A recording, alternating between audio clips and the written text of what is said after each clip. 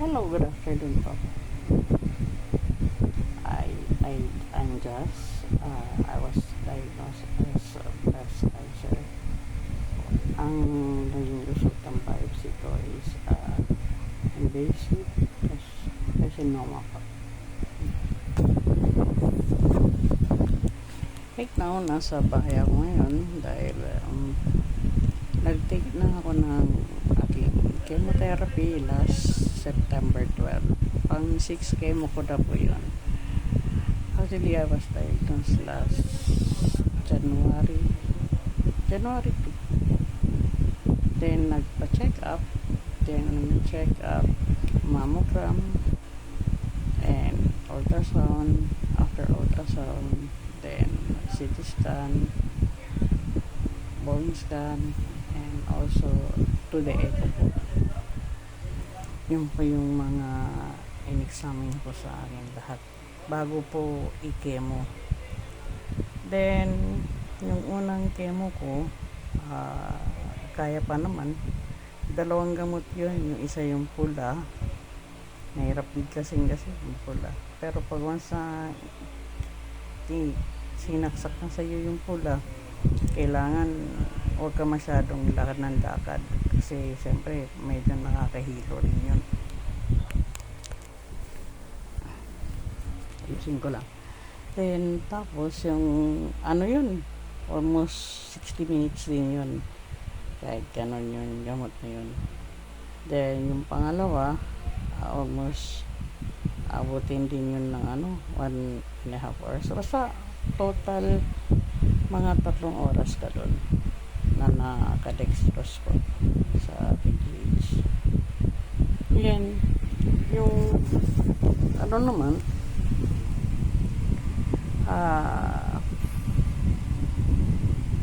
April 25 ang una kong naging pasensya na April 25 ang una kong chemo.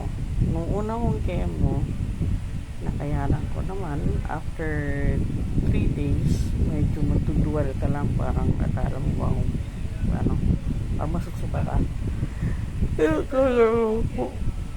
Nung basta nga kaya ko nung first, second, third, fourth, okay siya.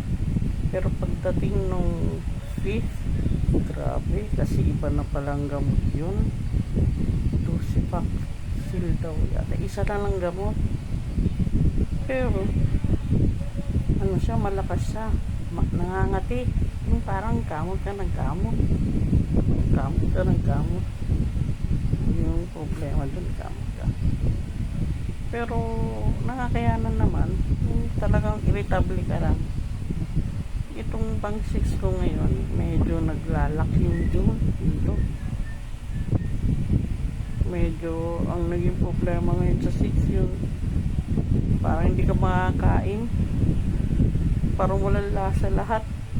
Kaya kahit sabaw, parang hirap na hirap ka. Kahit lugaw, hirap na. Yun ang naging problema ko ngayon sa 6. Sana mo pinagdadasal ko sa 7, huwag naman masyado.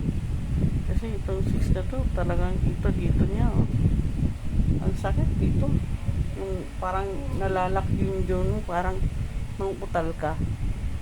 Kaya parang yung katawan mo gusto nakahiga lagi. Yun. Pero kaya naman. Kaya lang problema lang, hindi ka makakain ng maayos. Dahil ang mga kain mo lang, kahit putas nga, hirap din eh. Butas, hirap din. Yung parang gusto mo yung liquid na lang yung mangyayari. Kaya minsan ang ginagawa ko yung malamig na tubig eh, pinapaano ko dito sa sa bunganga po, para lang hindi masyadong maano yung ko. Pang ko na ito eh. Kasi September 12 yung yung chemo ko. Nung 13, 14, 15, makakakain ka pa. Pero pagdating ng yun nga, pataas na siya, medyo dun na lumalabas na yung ng gamot. Ay, kaya minsan nagkakamot ako. Kaya pa naman. At maaari kayanin natin. Laban lang. Yun lang yung pinaka number 1 natin gawin. Laban Hindi naman tayo basta always keep on praying to God. Yun ang number one. Kasi siya lang talaga nakakalam. Wala naman ibang ano talaga sa ating buhay natin kundi si God lang nakakalam. Pero so far ngayon medyo ano yung ano siguro no 19 hindi ko to mampuka kahit itlog na boiled hindi ko rin makain. Hirap.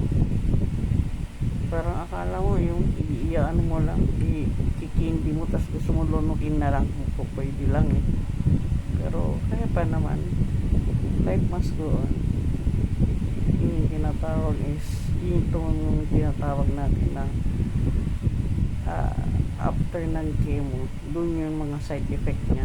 Ito yung pinaka side effect nya pero kaya pa naman kaya kailangan pilitin mo kumain lagi kahit sabihin mo walang lasa pwede mo kainin kahit konti kahit sumubo ka lang kahit isa, dalawang kutsara okay na yan, pwede na parang naano naman niya basta lagi ka umidog lagi tubig lagi tubig ito pinaka side effect ng number 6 na chemo pero sana makayanan ko pa 7 at saka 8 yun lang po pinapaalam ko lang po kung paano side effect ko ng gamot ng after chemo doon sa matagal. Salamat po sa pakikinig. Thank you.